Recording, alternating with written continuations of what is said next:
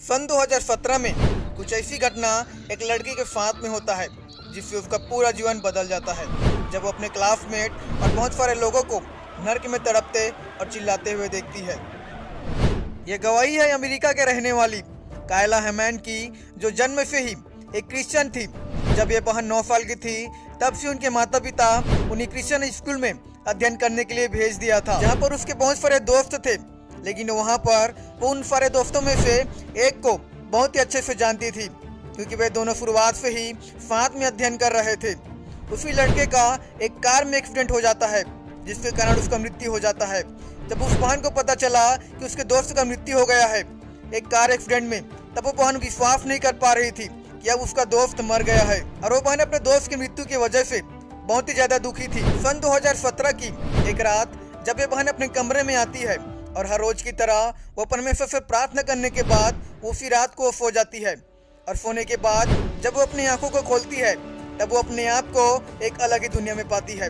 वो जगह अंधकार से भरा हुआ था और बहुत ही ज्यादा डरावना था, और जब वो बहन अपने आप को उस अंधकार वाली जगह में पाती है तब वो बहन बहुत ही ज्यादा डर जाती है और रोने लगती है। उस जगह में अंधकार इतना था कि वो बहन सही से देख भी नहीं पा रही थी। लेकिन तब उस बहन ने खुद को एक बेड पर पड़ा हुआ पाती है और वो हैरान हो जाती है, क्योंकि उस समय बहन की आत्मा उसके शरीर से बाहर निकल चुका था।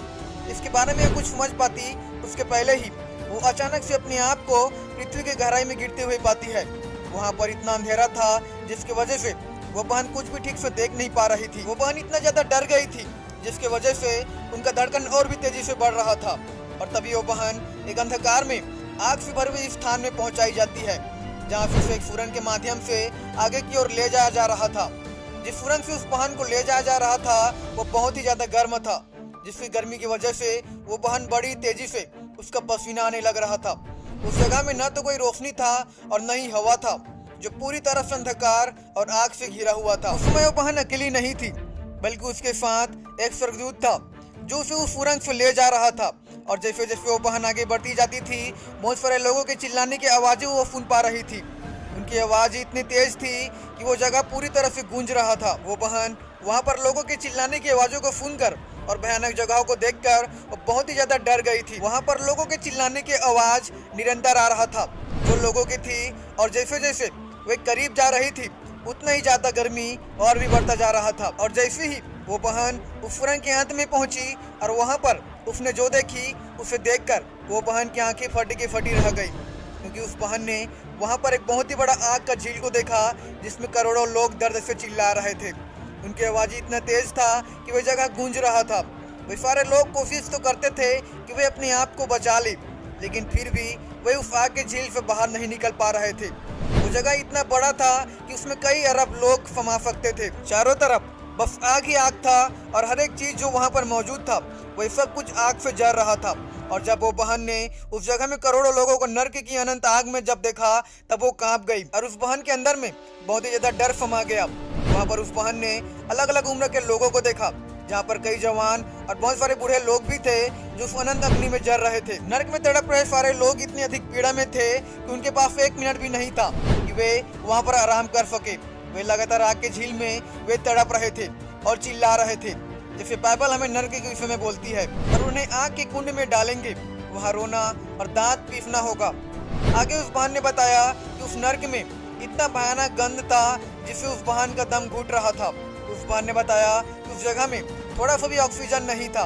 उस नर्क में उपस्थित हर एक चीज घृणित था जो जल रहा था उस अनंत अग्नि में। इन सभी को देखकर वह बहन बहुत ही ज्यादा डर गई, और इसलिए उसने स्वर्गदूत से कहा कि अब वो इस जगह पर रहना नहीं चाहती है और वो वहाँ से जाना चाहती है।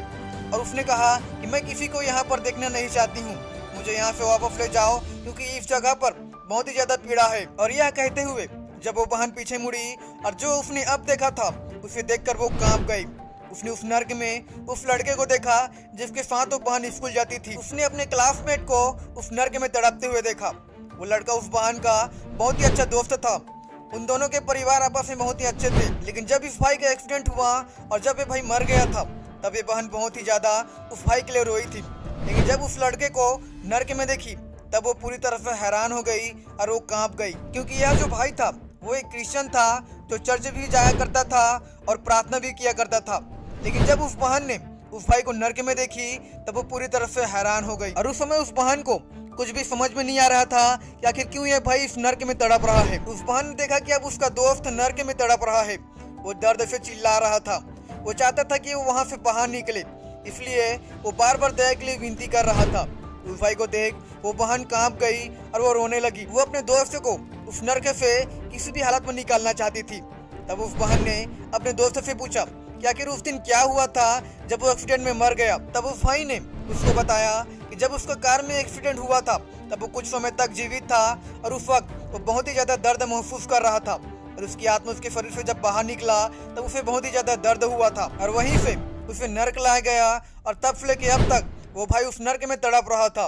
उसे देखकर वो बहन बहुत ही ज्यादा रोने लगी और वो अपने दोस्त को उस नर्क से बचाना चाहती थी, लेकिन वो बचा नहीं पाई, क्योंकि एक बार यदि कोई भी मनुष्य अपने पाप और अपराधों में बिना क्षमा प्राप्त किए मर जाता है तब उस नर्क से कोई भी नहीं बचा सकता है। लेकिन अभी वर्तमान समय में हम जो जीवित हैं अपने पाप और अपराधों की क्षमा हम प्रभु यीशु मसीह के लहू के द्वारा प्राप्त कर सकते हैं। इसके बाद आगे उसके दोस्त ने उस बहन को बताया कि वो जब यहाँ से वापस जाएगी तब वो बाकी लोगों को और अपने दोस्तों को और परिवार को भी बताए कि नर्क एक वास्तविक स्थान है जहाँ पर आज करोड़ों लोग जा रहे हैं अपने पाप करने के द्वारा। और तब उस समय वो बहन अपने परिवार और अपने दोस्तों के बारे में सोचने लगी कि कहीं वे भी इस भयानक नरक में ना आ जाए। और उस बहन को यह जिम्मेदारी दिया गया था ताकि वो वापस जाकर लोगों को गवाही दे ताकि बाकी लोग भी इस नरक से बचाया जाए। तब उस बहन को पता चला कि वो भाई अपने जीवन में परमेश्वर को पहला स्थान नहीं दिया था और वो चर्च तो जाता था और बाइबल भी पढ़ता था, लेकिन फिर भी उसका जीवन पाप में और अंधकार में था और इसलिए जब वो मरा तब उसे नर्क लाया गया और अब वो नर्क में तड़प रहा है। उस बहन ने बताया कि लोगों के सामने मसीह कहलाना या फिर चर्च जाना या फिर जन्म से क्रिश्चियन होना और मसीहियों के साथ एक अच्छा जीवन जीना परमेश्वर के सामने महत्वपूर्ण नहीं है, लेकिन प्रभु के सामने विश्वास हो गया और धर्मी का जीवन ही सबसे बड़ी बात है।